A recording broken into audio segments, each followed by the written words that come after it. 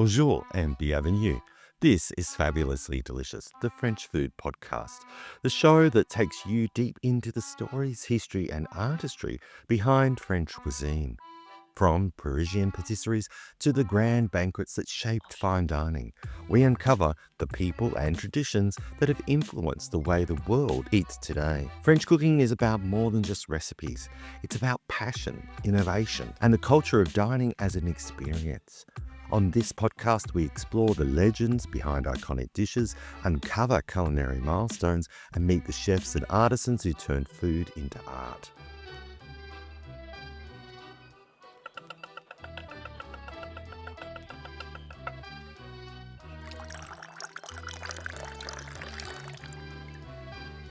I'm your host, Andrew Pryor. Enchanté. Enchanté. Former contestant on MasterChef Australia, I now live in France, where I spend my days exploring, cooking, tasting, and celebrating the extraordinary flavours and traditions of this beautiful country. Today, I'm especially excited because we're stepping back into the 19th century to meet a man who helped define haute cuisine in America.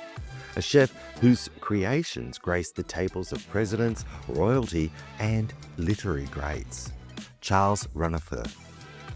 So pour yourself a glass of wine, that's of course if you're not driving, grab a piece of crusty baguette, maybe a slice of creamy camembert, and get ready to travel back in time to the kitchens and banquet halls where Charles Ranhofer's culinary genius first dazzled New York. Welcome to Fabulously Delicious.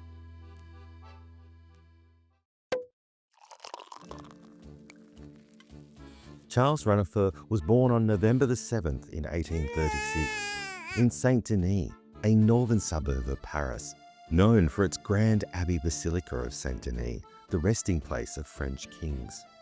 He came from a family deep-rooted in the culinary world. His grandfather had been a cook, and his father Jacob owned a restaurant. So it's fair to say that the love of food and the art of cooking ran in his blood from the very beginning.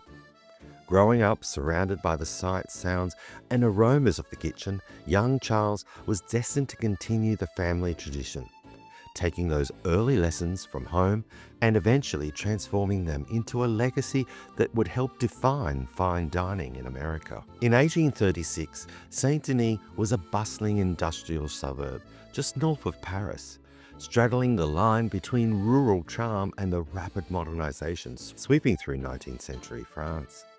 Though today it's part of Greater Paris, at that time, Saint-Denis still retained much of its small-town character.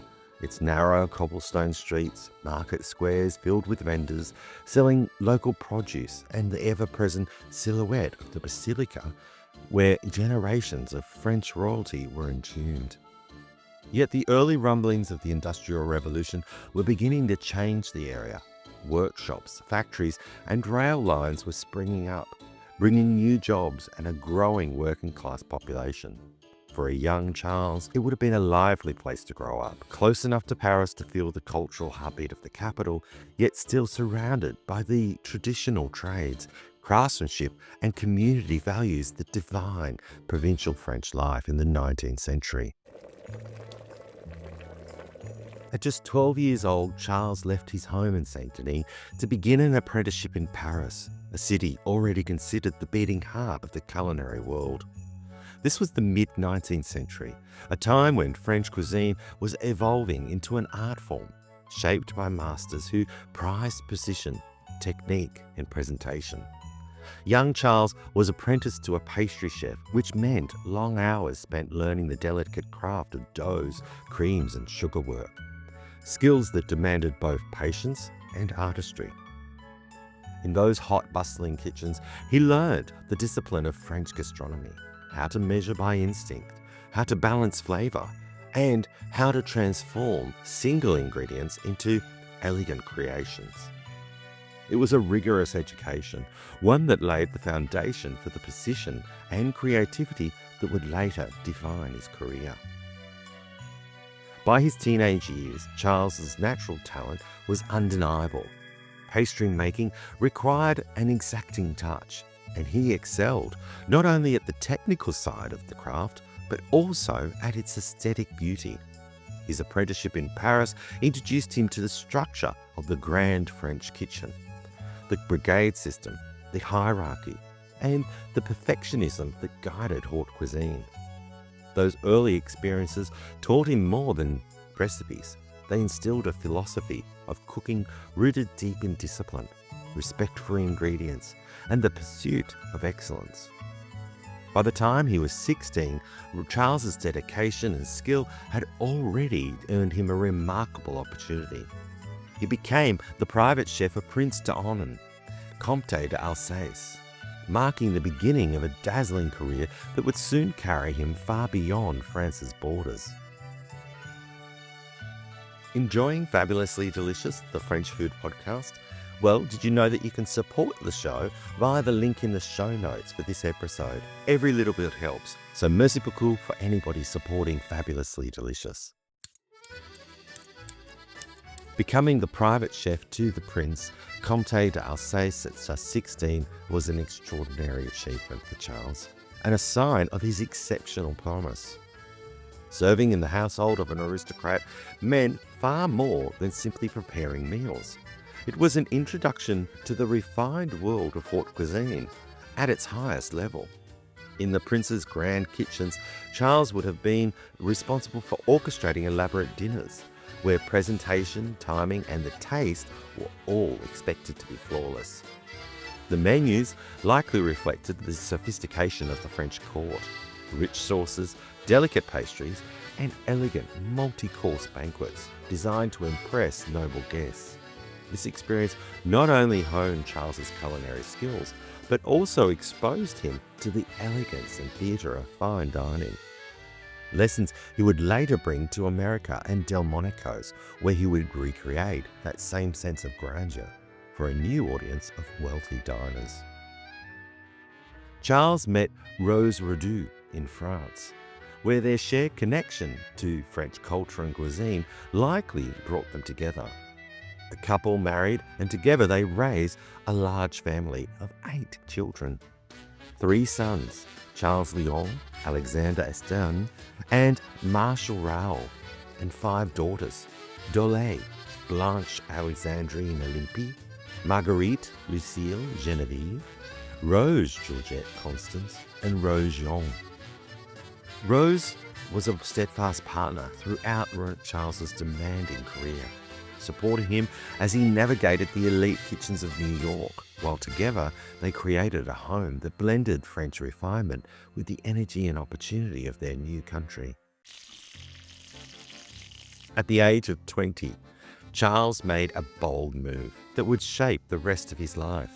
He crossed the Atlantic to America, leaving behind the familiar streets of Paris and the aristocratic kitchens of Europe. He arrived in a country brimming with opportunity, but still largely unacquainted with the refined techniques of French haute cuisine. His first position was as chef for the Russian consul in New York, a prestigious role that gave him an entry point into the city's elite circles. Here, Charles was tasked with preparing sophisticated meals for diplomats and dignitaries, balancing the flavors and the presentation expected by European palates, whilst introducing new touches that reflected his own creativity and training. Working at the Russian consulate also meant that Charles had to adapt quickly to American ingredients and tastes, a challenge he approached with the same discipline he had learnt in Paris. He had to source quality ingredients, produce and meats in a country where French culinary traditions were still emerging, and he often improvised to maintain the elegance and precision that defined his cooking. This period of his career was crucial. It allowed him to merge French technique with American practicality, and it laid the groundwork for his later innovations at Delmonico's. Beyond refining his craft, it also helped him begin building a network amongst New York's affluent and influential residents, a network that would prove essential when he became the celebrated chef of one of America's first truly world-class restaurants.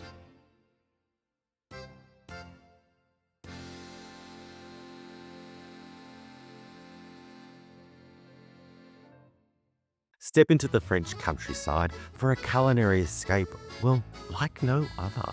Imagine waking up in the charming French countryside town of Montmorillon. This is the start of your Vienne residency cooking experience, a journey that blends the rich flavours of French cuisine with the joy of discovery. You'll enjoy a hands-on culinary adventure. Dive into the heart of French gastronomy with me on a private full-day cooking class in my home, right here. Together we'll create traditional dishes to savour for both lunch and dinner that day. You'll also visit bustling markets, historical landmarks, and cities and towns like Limoges or Saint-Savin and its UNESCO heritage site. Every day is filled with unforgettable sights and flavours. Begin your stay when you arrive with a welcome apéro and dinner, which will set the stage for a truly special experience. These residencies are entirely private, so they're ideal for 1 to 4 guests or more, and tailored to your pace and preferences. Whether it's your first visit to France or your 10th, you'll leave with a full heart, a happy palate, and incredible memories. Join me from May to October and escape the ordinary and embrace the extraordinary with a Vienne residency cooking experience. Ready to start your journey? Well, visit andrewpryorfabulously.com for more details and to reserve your place. I can't wait to share this little slice of French paradise with you. In the winter of 1860, Charles returned briefly to France to take on a prestigious role at the Tuileries Palace, the Paris residence of Napoleon III. There he was entrusted with preparing and orchestrating lavish balls and state dinners for the imperial court, events that demanded the utmost sophistication, creativity and precision. Each banquet was a theatrical display of French haute cuisine, with multiple courses, elaborate presentations, and decorative flourishes that dazzled the palace guests. This experience not only allowed Charles to refine his skills in high-pressure, elite settings, but also exposed him to the pinnacle of European culinary artistry. Lessons he would later bring across the Atlantic to elevate dining in New York to unprecedented heights. In 1861, after a brief return to France, Charles came back to New York, bringing with him the refinement and discipline of European haute cuisine. His first position was at Maison Douay in Union Square, a restaurant popular with the city's affluent and socially ambitious patrons. Here, he began to learn the nuances of catering to American tastes, how to balance French sophistication with the bolder, sometimes similar, expectations of diners in the New World.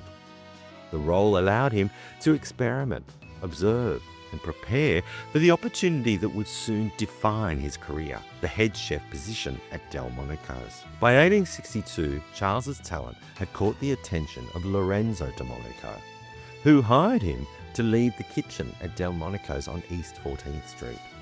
The terms of this employment were clear. Lorenzo would manage the business and the front of house operations, and whilst Charles would exercise complete control over the culinary side. This arrangement allowed him to transform the restaurant's offerings into something far beyond ordinary dining. He introduced French elegance and artistry to every plate, crafting dishes that were not only technically perfect, but also visually spectacular. Under his leadership, Delmonico's became the go-to restaurant for New York's elite society, who were eager to experience the height of European gastronomy without leaving the city. Charles quickly became known for orchestrating lavish banquets that were as much about theatre as they were about food. One famous example was a grand dinner for British railway tycoon Sir Morton Peto in 1865, which reportedly cost $30,000, an astronomical sum at the time. It's over $400,000 today. Every detail was meticulously planned. Multiple courses, extravagant presentations, and even decorative touches like live swans gliding across a small pond set into the banquet table. These events showcased not only his culinary skill, but also his ability to design experiences that would impress and delight the most discerning of guests. During his tenure, Charles also gained fame for naming dishes after famous visitors and prominent figures alike, a practice that helped cement Delmonico's reputation for sophistication and exclusivity. Among the most notable were peach pudding a la Cleveland, in honour of President Grover Cleveland, and veal pie a la Dickens, or beet fritters a la Dickens, created to celebrate Charles Dickens' 1867 visit to New York. There was a lobster Duke Alexis, named after the Grand Duke Alexis of Russia, and salad à la Dumas, honouring the celebrated French author Alexandre Dumas Pierre. These dishes became conversation pieces, giving diners a sense of connection to an international culture and the elite social circles of the era. In 1876, when Delmonico's relocated to Fifth Avenue and 26th Street, Charles made the surprising choice not to move with them. Instead, he returned to France to run the Hotel Americain in Paris. This brief hiatus allowed him to reconnect with European cuisine and continue perfecting his skills, but his absence only strengthened his reputation back in New York. Patrons and peers alike eagerly awaited his return, knowing that when he came back, he would bring fresh ideas and unparalleled expertise to the kitchen. True to form, Charles returned to Delmonico's in 1879, taking charge of the 26th Street restaurant and continuing his reign as the undisputed master of American haute cuisine. He expanded the menu, refined signature dishes, and continued hosting banquets that became the stuff of legend. His kitchen was a place of both artistry and discipline, where ingredients were treated with respect. Presentations were elaborate, and every dish told a story. Through these years, Charles not only solidified Delmonico's status as America's premier restaurant, but also cemented his own legacy as a chef whose influence shaped the future of dining in the United States. Charles's inventiveness didn't stop with savory dishes. He was also known for desserts that dazzled both the eye and the palate. While he did not invent baked Alaska, he popularized it in 1876, celebrating the United States' acquisition of Alaska by presenting ice cream encased in sponge and meringue, a showpiece of theatrical pastry. His other creations highlighted his skill in combining precise technique with a sense of whimsical storytelling. Many of his dishes involved elaborate presentation techniques using truffles, butter pastes, and decorative garnishes, turning each plate into a miniature work of art. Through these creations, Charles didn't just serve meals, he crafted experiences that elevated dining to an art form and cemented Delmonico's reputation as America's premier restaurant. Bonjour, fabulous listeners. Are you part of the Fabulously Delicious Substack newsletter community yet? If you're not, well, you're truly missing out. Whether you're a French food lover, a Francophile, or simply curious about life here in France, my newsletter is your backstage pass to all things fabulously French. By signing up, you get exclusive stories and behind-the-scenes insights into life here in France, as well as the podcast itself, Fabulously Delicious. You'll get special offers just for my cherished community, as well as deliciously inspiring content about French cuisine and culture. The best part, you can choose a free subscription or an upgrade to a paid one for even more fabulous perks that help support Fabulously Delicious. So why wait? Click the link in the show notes or visit andrewpryorfabulously.com for more details. And join today. Let's explore the delicious world of French food and life here in France together.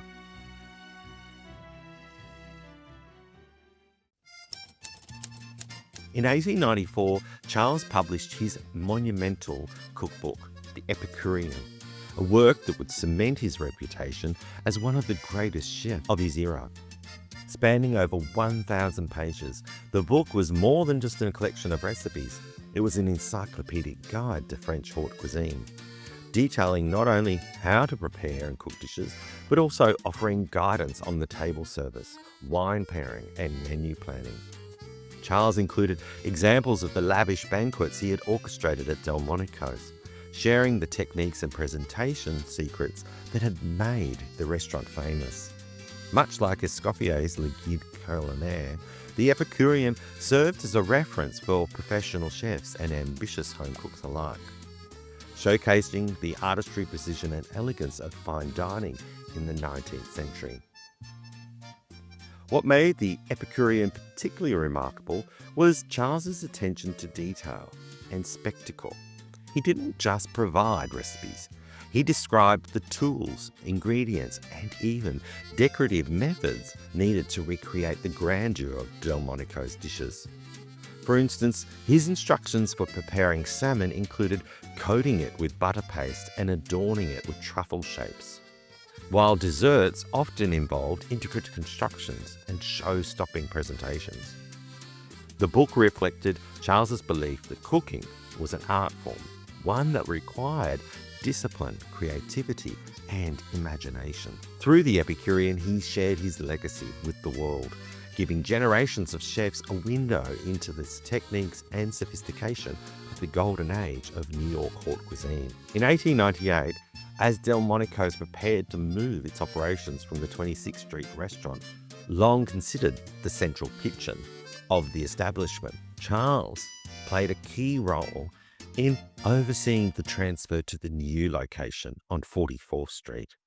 This transition marked the end of an era, as Charles had been the guiding force behind the kitchen for decades, shaping its reputation for excellence and innovation. After ensuring that the new kitchen maintained the standards and precision that had become synonymous with Delmonico's, he stepped down from his role later that year. His successor took over as chef de cuisine, inheriting the legacy of a chef whose influence had defined fine dining in New York and whose techniques and standards would continue to inspire the next generation of culinary professionals.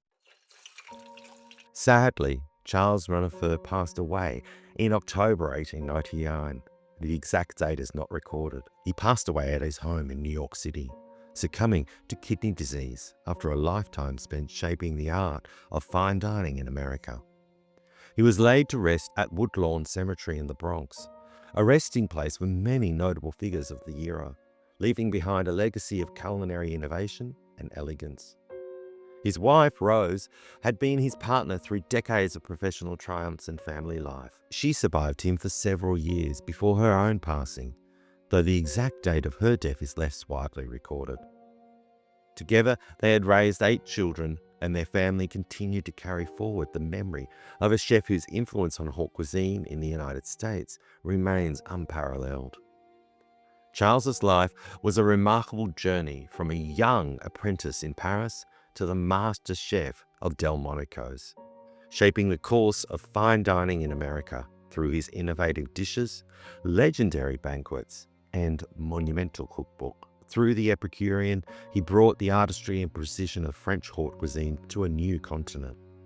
His legacy lives on not only in the recipes and techniques he documented, but also in the way he elevated American dining to a level once reserved for European royalty.